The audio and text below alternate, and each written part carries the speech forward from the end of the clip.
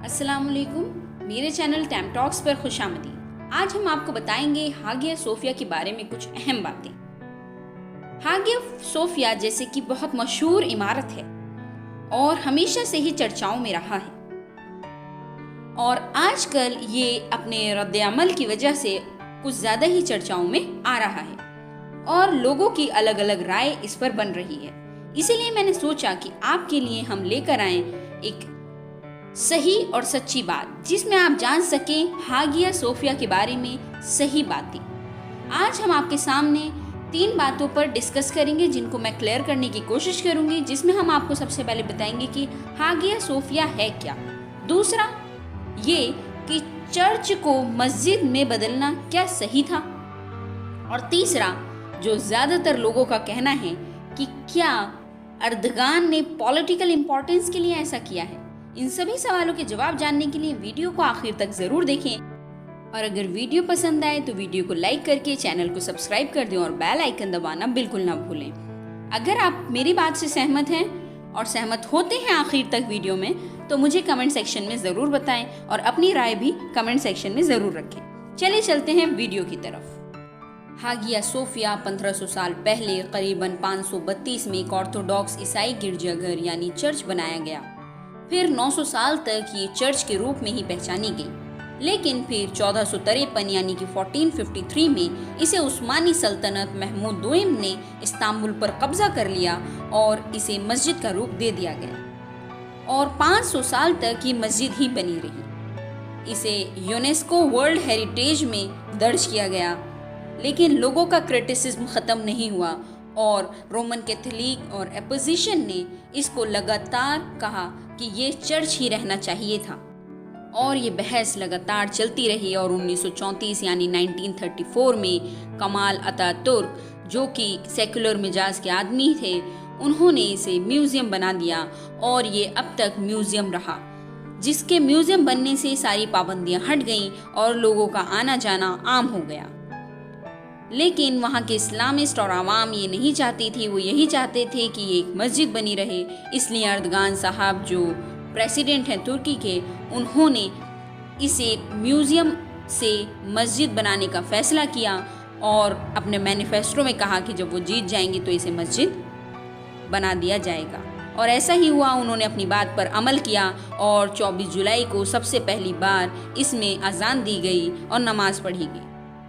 2020 में ये इतनी सारी जद्दोजहद के बाद पहले चर्च के बाद मस्जिद, मस्जिद के बाद म्यूज़ियम और म्यूज़ियम के बाद फिर से मस्जिद कबूल कर ली गई, लेकिन अभी भी इस पर बहस जारी है। और रोमन कैथोलिक और जितनी भी अपोजिशंस हैं, उनका ये कहना है कि इसे चर्च ही रहना चाहिए। ये था हागिया सोफिया के बारे में एक मुख्तसर बैकग्राउंड, एक बेसिक बैकग्राउंड। अब हम जानते हैं उस सवाल के बारे में जो सवाल आजकल हर जगह छाया हुआ है। वो सवाल ये है कि क्या चर्च को मस्जिद में बदलना सही है।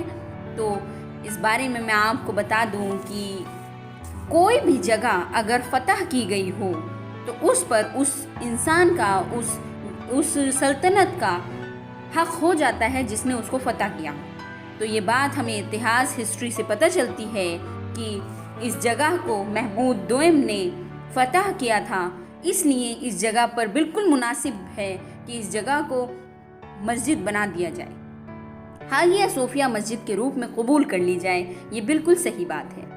और दूसरी बात इस्लामिक लॉ से ये भी आती है कि अगर कोई जगह का जजिया दिया जाए तो वो भी आप उस पर जैसे चाहें वैसे काम कर सकते हैं। ऐसा ही हुआ, हमें हिस्ट्री से पता चलता है कि महमूद दोइम ने उसका जजिया दिया था, हागिया सोफिया का जजिया दिया था, जिसकी वजह से यहाँ पर मस्जिद बनना बिल्कुल सही है और कोई गलत बात नहीं है। इसको छोटे से एग्जाम्पल से समझ लेते हैं कि जैसे जब फतह मक्का हुआ तो मोहम्मद सल्लल्लाहु अलैहि वसल्लम ने आकर सबसे पहले बुत तोड़े और उस जगह को मस्जिद बनाया गया।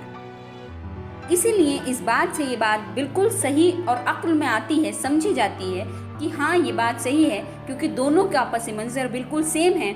दोनों जगह को फतह किया गया और जिसने फतह किया उसने अपनी राय के मुताबिक उस जगह को मस्जिद बना दिया। इसलिए ये बात यहाँ कहना बिल्कुल गलत नहीं है कि इस जगह को चर्च क्यों नहीं बनने दिया। اب آخری سوال جو بہت اہم ہے اور آج کل بہت زیادہ چرچاؤں میں ہے وہ یہ ہے کہ کیا اردگان صاحب کا اس کے پیچھے کوئی پولیٹیکل ایجنڈا ہے؟ کیا وہ اپنی اکانومی کو نہیں سنبھال پا رہے ہیں اس لیے انہوں نے ایسا کیا ہے؟ کیا وہ اپنا آپ کو پولیٹیکلی اسٹرانگ کرنے کے لیے انہوں نے ایسا کیا ہے؟ تو اس کا جواب میں آپ کو ایسے دینا چاہوں گی کہ یہ بات تو ہم نہیں جانتے اور یہ صرف اللہ ہی جانتا ہے. ہم کسی کے دل میں جھانک کر نہیں دیکھ سکتے کہ کون کیسا ہے اور کون کس وجہ سے اس کام کو کر رہا ہے، لیکن یہ فیصلہ اور ان کا یہ عمل بالکل صحیح ہے. اس بات کو سورہ توبہ آیت نمبر 18 سے بالکل اچھے سے سمجھا جا سکتا ہے کہ اللہ تعالیٰ فرماتا ہے کہ اللہ کی مسجد اور اس کو آباد کرنے والا وہی ہو سکتا ہے جو ایمان لائے ایک اللہ پر اور آخرت پر، اور نماز قائم کرے اور زکوٰۃ ادا کرے اور صرف اللہ سے ڈرے اور کسی سے نہ ڈرے. وہی انسان ہمیشہ صحیح راستے پر ہے. یہی کام اردگان صاحب نے کیا اور انہوں نے صرف اللہ سے ڈرا، دنیا کے کسی شخص سے نہ ڈرتے ہوئے مسجد قائم کی، جو دنیا کے 99% مولوی ہوں چاہے کوئی بھی ہو نہیں کر پاتا، اور سوسائٹی سے، اس عوام سے، اس دنیا سے ڈرتا رہتا ہے.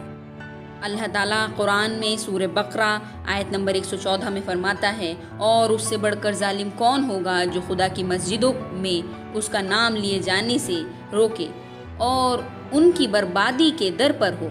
ایسوں ہی کو اس میں جانا مناسب نہیں، مگر سہمے ہوئے ایسے ہی لوگوں کے لیے دنیا میں رسوائی ہے اور ایسے ہی لوگوں کے لیے آخرت میں بڑا بھاری عذاب ہے. اس بات سے صاف ظاہر ہوتا ہے کہ اللہ تعالیٰ کو ایسے لوگ بالکل پسند نہیں ہیں. اس لیے ہمیں حاگیہ صوفیہ کو مسجد مان کر اس بات کو تسلیم کر لینا چاہیے کہ وہ اللہ کا گھر ہے اور سب کچھ اللہ پر چھوڑ دینا چاہیے. اگر آپ کو میری بات سمجھ میں آئی ہے تو پلیز مجھے کمنٹ سیکشن میں ضرور بتائیں اور ویڈیو کو زیادہ سے زیادہ لوگوں میں شیئر کریں. جزاک اللہ.